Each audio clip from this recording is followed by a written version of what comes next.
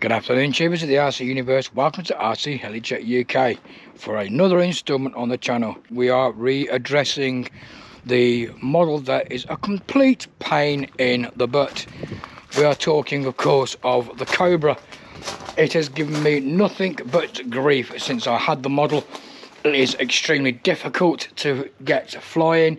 It suffers immensely with vibration. And no matter how hard I try or whatever I do, something always seems to happen to the model. But I'm not going to be defeated. I am determined to get this model in the air. The model itself, the fuselage, is too nice to have as a hanger queen. So I am going to try something different, and hopefully we will be able to get this thing finally in the air.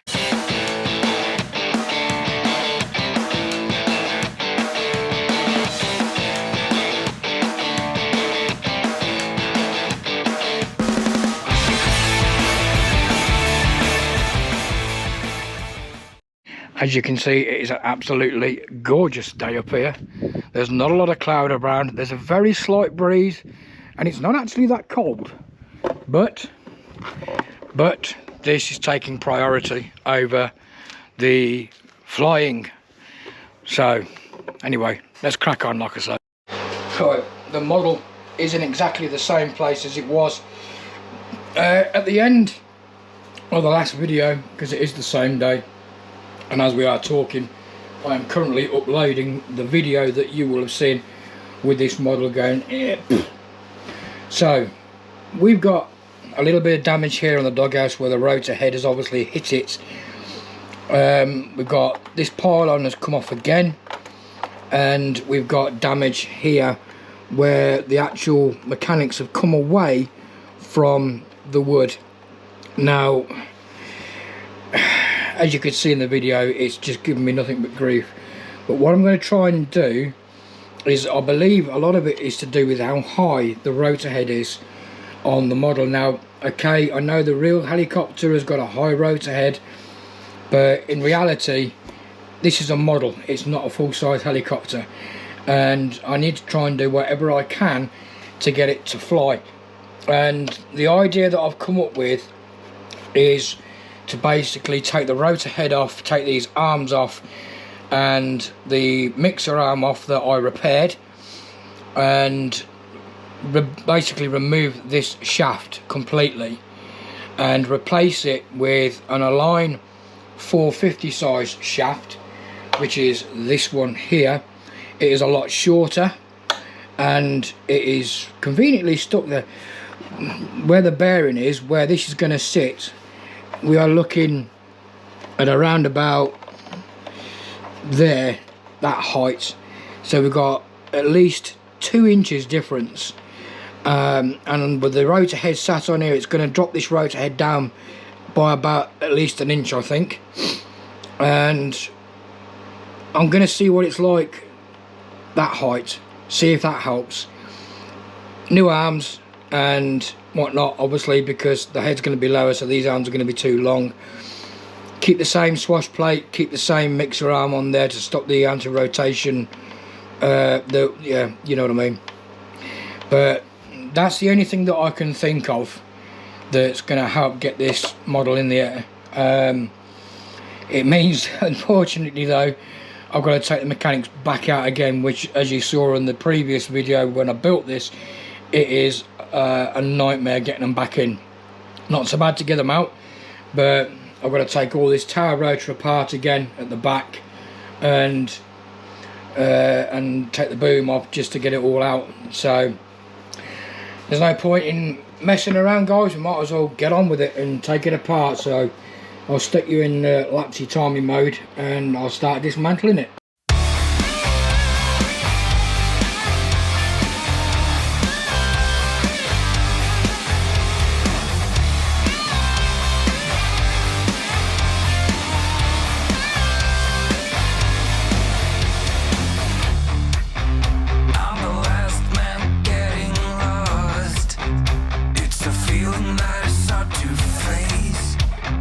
Do we need a second chance?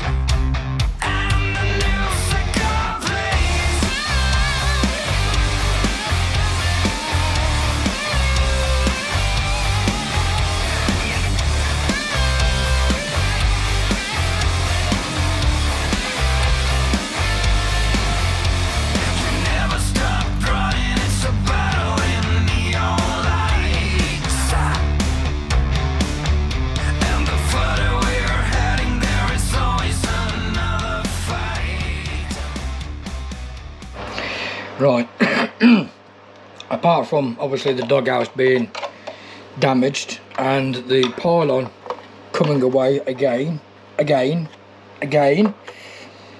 mounts, see the mounts here, look, the mounts have come away from here, so they're going to need to be epoxied back into place. There's 1, 2, 3, 4, 5, there's 6 pieces of plastic that's laminated together that sit in these recesses here, and this one has come apart on the 3rd laminate. There's still got some in there. Come away, you. Where the bolt is, look. So that bit actually went on there like so. That's got to go on there. And then this one, excuse me, this has come away from here, so that's got to be glued back into there.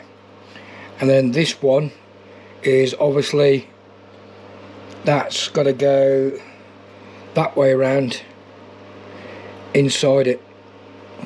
So that's got to go on there, like so, and then that's got to go back into there, like so. So a little bit of damage done, but nothing that can't be repaired in about 10 minutes with some epoxy. So I'll get this bit repaired first, get this out of the way, and get these mounts back on, and then put this pylon back on as well while I got the epoxy out, and then we'll have a look at these mechanics. So yeah, I'll get that done, and then I'll come back to you when it's finito. Well, not finito, but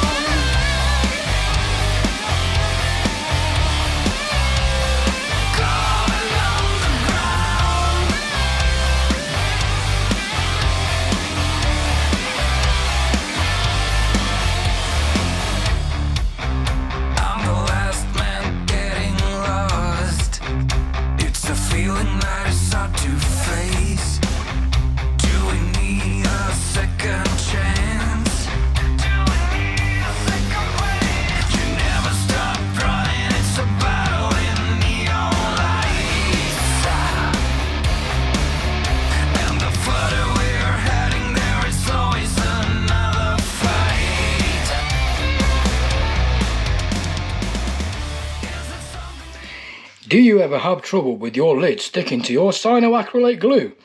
If so, then use Spot On silicone grease or Vaseline, whichever comes handy. But I don't know about you guys, but the amount of times I've bought bottles of super glue, put the lid on, and you can't get the lid off because it's been stuck on. Just get a little bit of the old grease, silicone grease or Vaseline, whichever you prefer. Not judging anybody by that. Just smear it around the neck and around the thread of the bottle, and then screw your lid back on. Stops it from sticking. Works every time. Just keep topping it up every now and again. Once in a blue moon, every 10 or 11 times you take the lid off, just to keep it nice, and it just stops the lid from sticking. Another tip for you there, guys.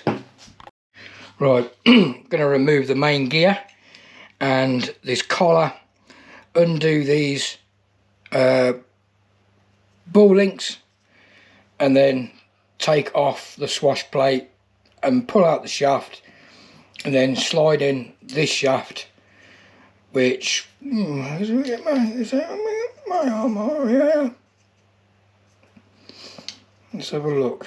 That's probably, yeah, that way. I'm going to put the shaft in that way, and then that collar will sit right on this bearing here, holding the main gear in place, and then basically reassemble it and put the other head on. I'm hoping it's going to work, but we won't know until we try again. So let's get on with it.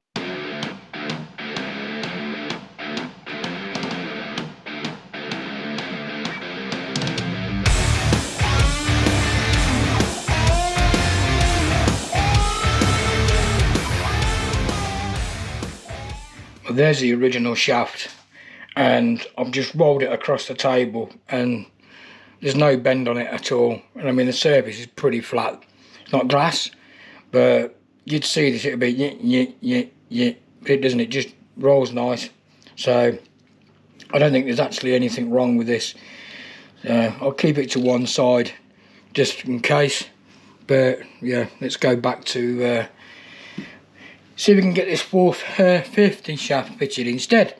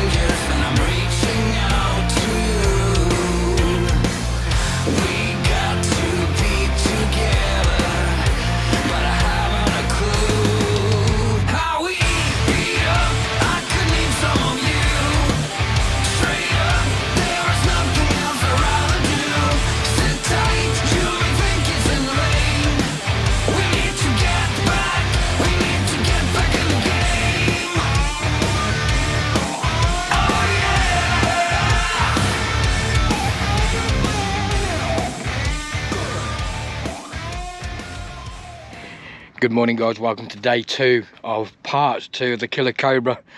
And as you can see, it is another cold, frosty morning here. It's about -3 up here at the moment. Very little breeze, which is a good job because it would probably feel about -12. But it's another glorious day. However, that day could turn turtle, which is all dependent on this stupid Cobra model. Let's see what happens, shall we? Right, I left off yesterday by fitting this new head and lowering the shaft, making it a smaller shaft on the model to drop down the centre of gravity, to hope that that will bring some kind of resolution to this thing, but who knows. One thing I was looking at was, look at this, look at this, look at that servo set up there. That's your pitch servo, yeah? That pitch servo has got a little arm which then connects to this, which then connects to that. Where the where the ball link is to where the swash plate ball link is, yeah. I don't know why I can't just put a rod up there. You don't need all this complicated stuff. Just put a rod, because they're perfectly in line with each other. Why the hell they've gone through all this, I do not know. Bit bizarre, really. I may change that in future. We'll see what happens. But anyway, let's get on with it. Just got to adjust this ball link, this mixer arm, because it's a little bit long, so I need to put a smaller ball link on there to drop it down a bit, because when I'm going up to full pitch, it's catching on the bottom of the rotor head's main mast. So I'll get that done, and then hopefully we'll have a working rotor head. Right. Here we go again. We are down now by about, I'd say, an inch and a half, inch and a quarter, an inch and a half lower than what it originally was, with a 450 size shaft and a 450 size main this rotor head, and we've got the full 0 degrees of pitch at 0 stick, -7 degrees, full positive 10 degrees on the flying bedstead. So I'll stick you on the old Capulator 4000 because it's nice outside. You can actually see this one fly, hopefully this time. Right, not a breath of wind. Sun's out, gorgeous day. Windsock not moving, what's left of it. Right, here we go again. Oh dear. Right, contact.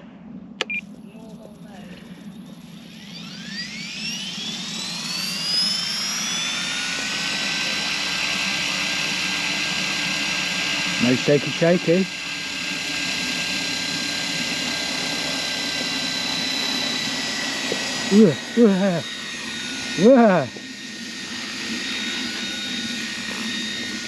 Wibbly wobbly. Oh my lord. That is really sensitive.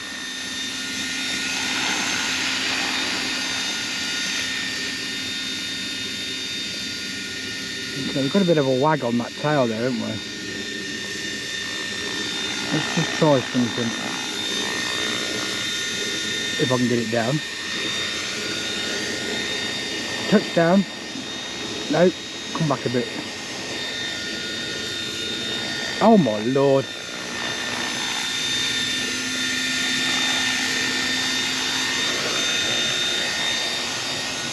Stay there.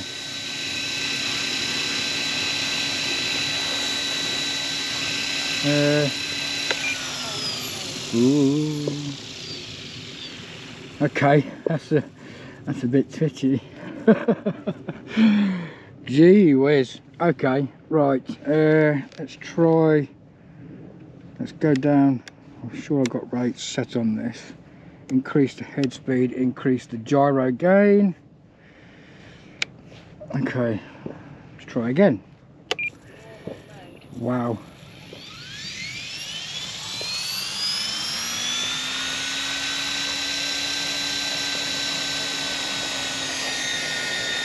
That is really wibbly wobbly.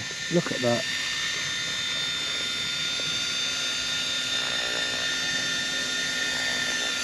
I wonder if because the head speed's too low.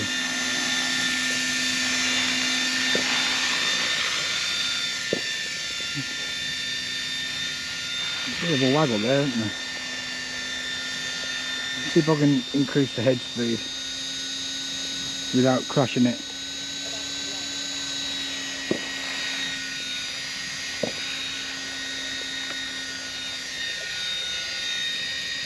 That's a horrible tail wag, isn't it?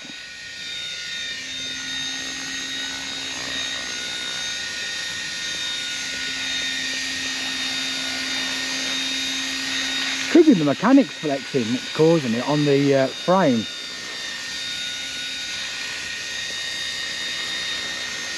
Go higher again. Stunt 2.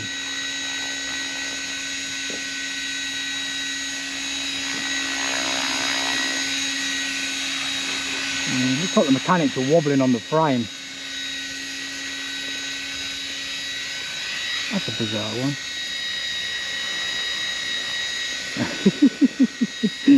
Oh dear, oh dear.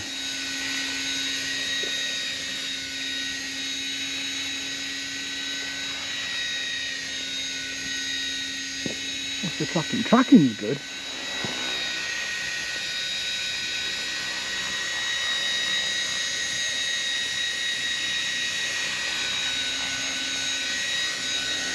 Right.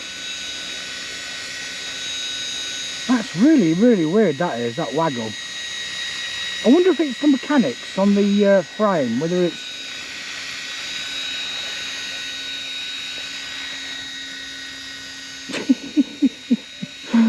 Well, you can see for yourself, guys, that it is of sorts flying.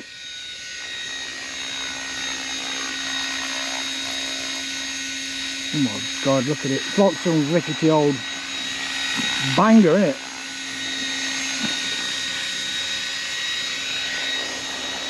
Okay, let's see if we can shut it down without it tipping over.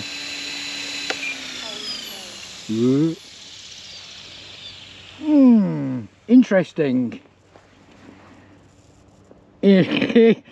Interesting. Well, you just seen yourself, guys, it's flying. But that is a bit of a horrible waggly woggle, and I'm not sure what it is that's causing that. It could be the flimsy framework that it's sat on, but the head works, the tracking's good, and there is no vibration. What do you reckon? I wonder if a higher head speed will do anything. Let's have a look. Bear with me a minute, guys. Right, guys. I've increased the head speed substantially. I've gone from, what I had 50, 55 and 60. I've now gone 75, 85 and 90. So let's start off at 75, see if that makes a difference. God, it's cold out here.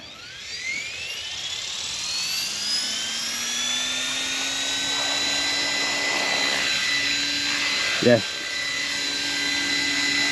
that's a lot less than what it was.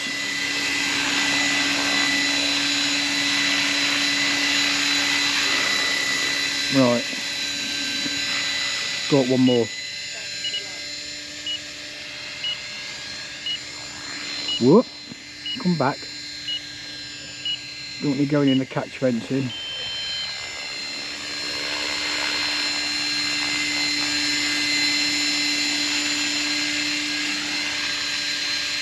I think it's the head speed. Let's see how gyro settings on. Go up one.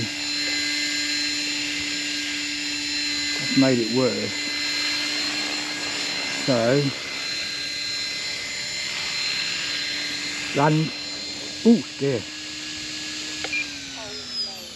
Ooh. A little bit of a shake when it touches down on the ground, but the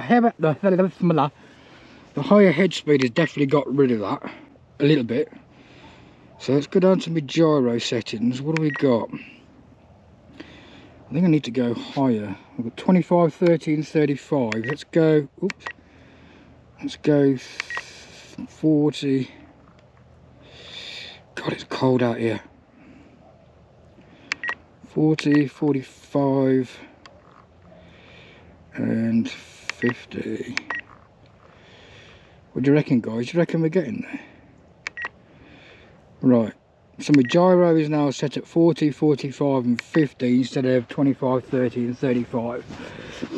Let's move it back a little bit because I can't be arsed to it. Oh, God, what a gorgeous day, apart from it being bloody cold.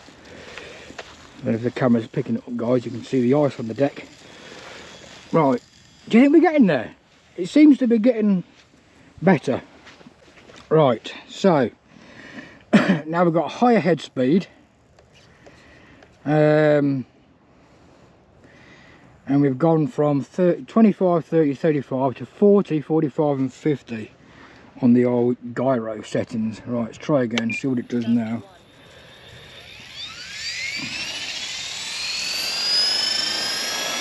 Yep. Oh yes.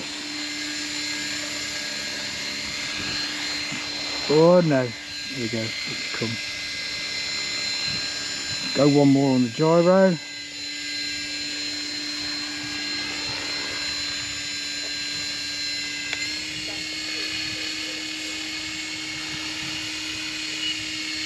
That's the highest head speed. That's not bad, you know. I think we're there. Let's come down again on the old gyro.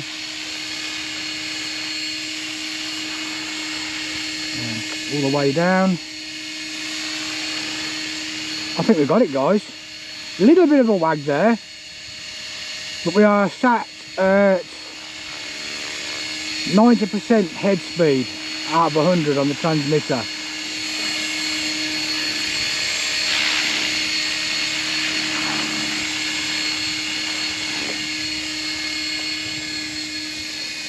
Responsive enough. I've got the rates on. I've got the first stage rates on to reduce it, so I've gone from 100% movement down to 70%. But I reckon we got it, guys. Holy crap! Right, I need to land because I only had 95% in the battery when I took off, and I've been running it at the higher head speed. So let's land it. Okay. Oh my lord. Right, I need to save those settings in the transmitter. Oh, coldy roldy. And then, yeah, let's go back in the workshop, guys. It's bloody warm in there. Progress. Now that handled, once I'd got the head speed and everything sorted out, a lot better than what the original one did with a higher rotor head. So I think we're getting there. Hopefully we are getting there. Now I ran it on the highest head speed, which is, let me have a look, throttle curve. So normal was at 75, then 80 and then 90.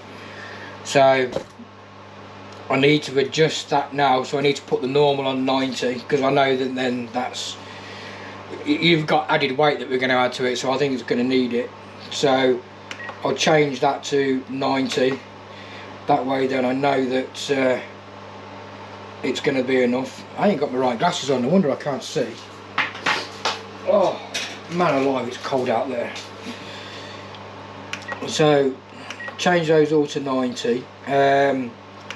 I was flying it on the second stage of dual rates that I've got, so instead of being 100% it was on 70%, and it felt right. Expo running 25% on aileron and elevator and 35% on the Rauda, so that's good. And then we'll go, whoops, wrong one. I'll put idle up 1, let's go 95%. Oh man alive, the old earth pounders are freezing. Oh, I've got 2 pairs of socks on as well, standing on the ice out there. Oops. And then, wow, 100% for idle up 2. Never done that before. Never gone to 100% on a helicopter. Whoops. Maybe it needs it. Oh, bear with me, guys. Let me just I wanted to get all these in before I forget them. You are recording, aren't you? Yeah. So now we've got 100 and idle up 2. Oh, come on. So yeah, idle up 1, normal 90, idle up 1 95, idle up 2 100%. My gyro settings, I'm on 50%, so let's go 45, no, let's go 50, 55, just in case I need to go up on the higher head speeds. And 60, that's way high, that is. 50, 55 and 60, put that back up to the top. So that's it then. So now you've just seen there yourself, guys, that the mechanics, after a bit of tuning up, flew. So all we've got to do now is transfer the mechanics back into the fuselage. If I put these mechanics back in now, you're going to see it for yourself, and it shakes itself to bits again, then I have no idea what it is. But what I'm thinking of doing, let's just move this out of the way a second, because you need to get in and see this. I don't know if you can, let's get the tail rotor out. Let's get this, that's the other rotor head. Out you go. I don't know if you can see. Let's get the old 406000 if it's still in here. There it is. Right. Can you see? Can you see those there? Those slots? Can you see them? Those are what? Oh, it's stuck now. Those are what this slides into. This here, on this, and I'm not sure whether only ones are going in and the others not, which is what might be causing it to vibrate. Now it's really difficult to see inside when you're fitting the mechanics in, because you can't see through the mechanics whether it's slotted in or not. I've tried looking through, don't drop it, I've tried looking through this, and again you can't see through the exhaust or through the bottom there. But where it's positioned, what I'm thinking of doing I don't really want to because it's sacrificial, is cut here a small hatch, literally just a tiny little hatch, that I can lift off, literally just to make sure that these mechanics are lining up properly, and then just put it back in with a couple of screws on a tag. It's the only way I can guarantee that I'm going to be able to see whether that carbon fibre has gone into those slots, because you've got no way of seeing it. Absolutely no way at all of seeing it go in. Right guys, I've cut the hatch out, and as you can see, I can now see those slots, so I'll be able to make sure that the mechanics are sat in properly at the back without worrying as if they are or not. So at least I'll know that that bit's done.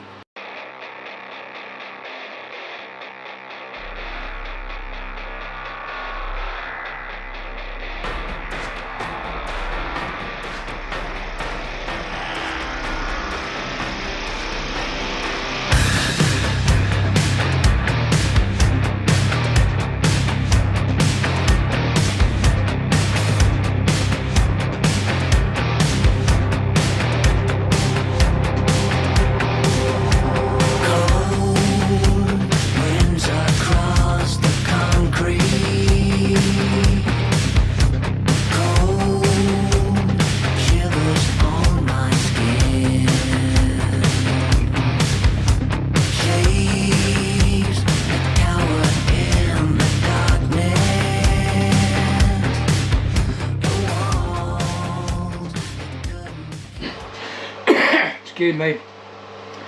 Right. I can obviously see now that it's going in, but it's really loose. It is really loose. It's not a tight fit.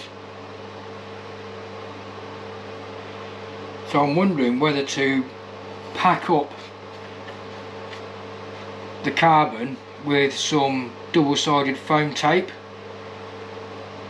to absorb some of the loose fit on there, and also instead of using this mount, this hard mount, using the soft foam stuff that I used on the the Airwolf and the MD 500, where it's the same stuff that you might have the blade grips are made out of. Hang on a minute. No, I ain't got one here. Typical. I've got one in the car, but it's the same stuff that the foam blade holders are made out of that you clip onto the back of your booms.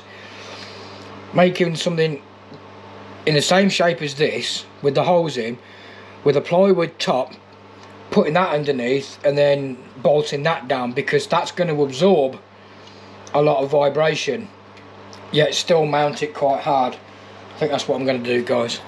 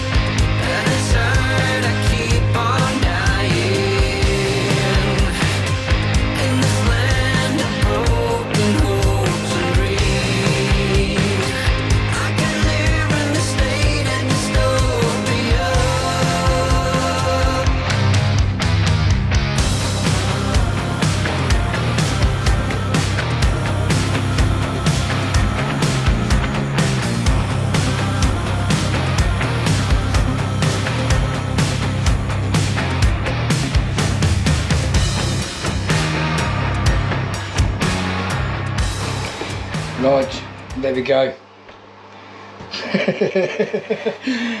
How many times have I took these mechanics in and out of this model? I do not know. It's beyond me. But there you go. As you can see, that rotor head is substantially lower. A lot lower than what it originally was. We know the mechanics fly. We've already seen them fly. We've now got the mechanics back in the model. There's only one thing left to do. Let's go. Let's see if it goes. Right. Oh dear. How many times have I tried this? Here we go again. Look at this, guys. It's absolutely flat, calm out here. Not a breath of wind. It's still cold though. Still ice on the ground, look, in the shadows where there's no sun. Okay. Here we go. All these modifications. Oh my lord, I tell you what. Let's just hope that they pay off. What a glorious day. I tell you what, it's a shame it ain't summer because it'd be really warm. Right. Left, right. That's the right way. Left, right, forward, backward, mid stick, right. Why am I nervous? Okay, let me think. Dual rates on and contact.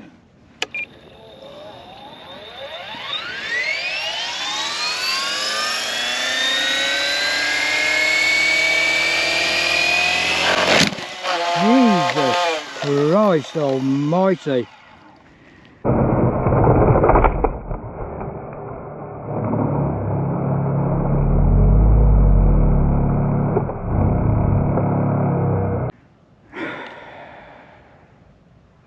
Wow.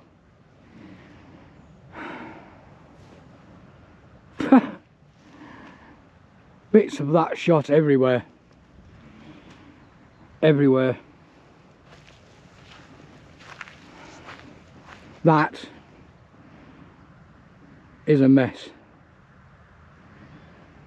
That is an absolute mess.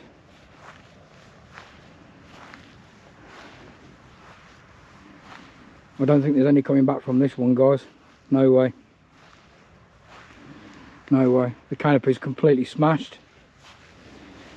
Bits flew everywhere. Holy crap on a cracker. What have I got to do to get this bloody model to fly?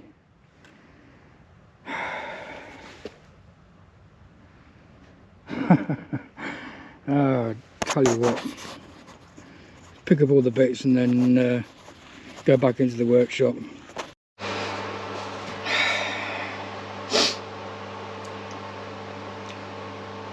No words can describe what I am feeling at the moment. It is just unbelievable. Unbelievable. Again, you're seeing for yourself, the mechanics flew fine, got them all sorted out, brilliant.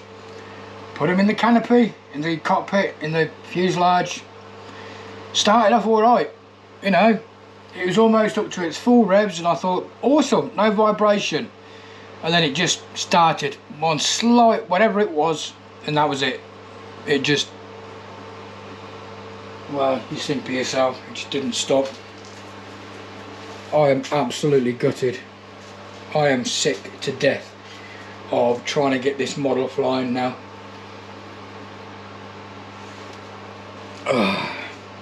I think we can safely say that was the last time that I tried that. I'm not doing anything with that again.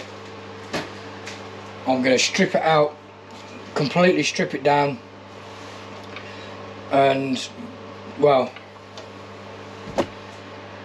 I think the fuselage is just going to be a hanger queen, basically. I'll strip the mechanics down, sell the mechanics and whatnot, take all the electrics out, and get myself another small helicopter like the 450 sized Roban, the 450 sized MD500. I mean, that flies awesome. Use something with a line mechanics in or something, because this is just ridiculous. We've got a completely broken canopy, pylons are broken off again, we've got a snapped link on the the blades are fine, there's nothing wrong with the blades. The main gear has broken, or the belt is snapped because I've got no drive on the tail. I'm guessing the gears broke, because from what people have told me, they're very flimsy, very brittle and break easily, so I'm guessing that's what's gone. But that is it, guys. Game over for the Roban AH-1 killer Cobra. It has finally died. I haven't got the heart to do anything else to it now. I mean, I'm gonna have to buy a new canopy. You know, it's just